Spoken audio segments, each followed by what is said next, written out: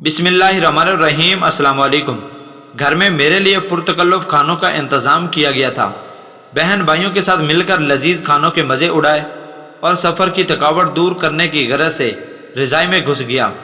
आंखें नींद से बोझल हो रही थीं कि अचानक उस बेवा औरत और उसके यतीम बच्चों का ख्याल आया। इरादा किया कि अभी जाऊं और सामान पहुंचा आऊं। तबीयत में सुस्ती थी, सोचा कल पहुंचा दूंगा, लेकिन बाद में ख्याल आया मैं तो पुरतकल्लुफ़ खाने का मज़ा ले चुका, कहीं वो बच्चे भूखे ना हों। उस वक्त रज़ाई से निकला, एक चादर ओढ़ी, थैला कंधे पर रखा और उसके घर की तरफ निकल पड़ा। शदीद सर्दी थी, धुंध भी ज़्यादा थी और भारी थैला उठाने में भी कुछ दिक्कत हो रही थी। एक दूर मोहल्ले में उस औरत का घर था।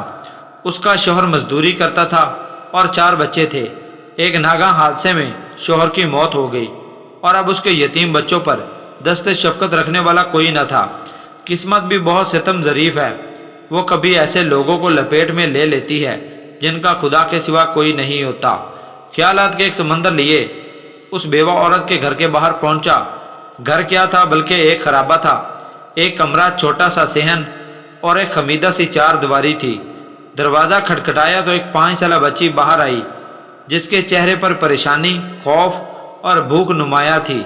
मैं उसके चेहरे को तके जा रहा था और दिल ही दिल में दुआ कर रहा था कि खुदा किसी बच्चे पर ऐसा वक्त ना लाए। उस बच्ची ने एक पुराना सा जोड़ा पहना हुआ था और शदीद सर्दी में एक फटी पुरानी जर्सी पहनी हुई थी। पाँव भरना थे, वो भी उस सर्दी में के पैरों को जमा कर रख दे। मैंने कुछ कहे सुने बगैर राशन वाला थैला ज़मीन पर रखा। थैले को देखते ही वो बोली, क्या इसमें खाने का सामान है? ये सुनना था कि मैं हैरान हो गया। एक बार फिर उसने यही सवाल दोहराया। मैंने मुस्बत अंदाज में सर हिलाया। वो नीचे खुशी के मारे चीखती चिल्लाती माँ की तरफ भागी और ये कह जा रही थी, अम्मी फरिश्ता आ गया, दाई फरिश्ता आ गया, दामी फरिश्ता आ गया। और फिर 2 और छोटे छोटे बच्चे खुशी मारे दरवाजे पर दौड़े चले आए। कभी मुझे देखते, कभी उस थैले को, और खुशी से लूट-पुट हो रहे थे। मेरी आंखों से आंसू रवा होने लगे, होंठ कप कपा रहे थे और जिस्म में एक सर्द लहर सी दौड़ रही थी। खुदाया, ये क्या माजरा है? क्यों ये बच्चे मुझे गुनहगार को फरिश्ता समझ बैठे हैं? इन्हीं सोचों में गलतान था कि एक खातून जो उनकी माँ थी दरवाजे पर आई। दरवाजे की ओट में खड़ी होकर रूहान सी आवाज में ये कहने लगी, मेरे बच्चे 2 दिन से भूखे थे। गैरत गवारा नहीं करती कि किसी के आगे हाथ फैलाऊं। मेरे मरहूम शौहर भी मेहनत मजदूरी करते थे मगर कभी किसी के आगे हाथ ना फैलाया था। उनके चले जाने के बाद इनकी देखभाल करने वाला कोई नहीं।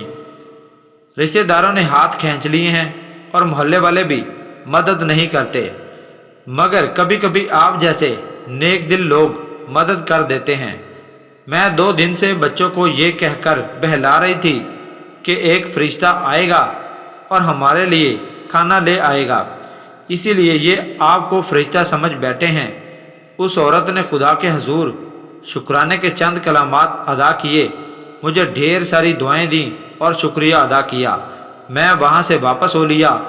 आंसू रुकने का नाम नहीं ले रहे थे। ज़िंदगी में भी खुद को इतना पुरसकून महसूस नहीं किया जितना आज कर रहा था, और अंदाज़ा लगाया कि एक बेबस इंसान की मदद करने से जो रूहानी सुकून मिलता है वो किसी और काम में नहीं। हमारे इर्द गिर्द ऐसे बहुत से गुरबा होते हैं जो मुस्तक होने के बावजूद किसी के आगे हाथ नहीं फैलाते, मगर मदद करने वाले हाथों के मुंतज़िर ज़रूर रहते हैं। 2 वक्त की रोटी ही उनका कुल्ल जहाँ हुआ करती है। ऐसे लोगों की मदद करनी चाहिए, चाहे वो एक वक्त का खाना ही क्यों ना हो। घर आया तो माँ ने पूछा, बेटा इतनी रात कहाँ चले गए थे बिना बताए? मैं बेसाख्ता बोला, फरिश्ता बनने गया था। उम्मीद है आपको ये हमारी वीडियो अच्छी लगी होगी। अगर आपको अच्छी लगी है तो हमारे चैनल को भी लाइक, शेयर और सब्सक्राइब कर दीजिए और साथ ही बेल आइकन को प्रेस कर दीजिए ताकि मज़ीद ऐसी वीडियोज़ आप तक बआसानी पहुँच सकें।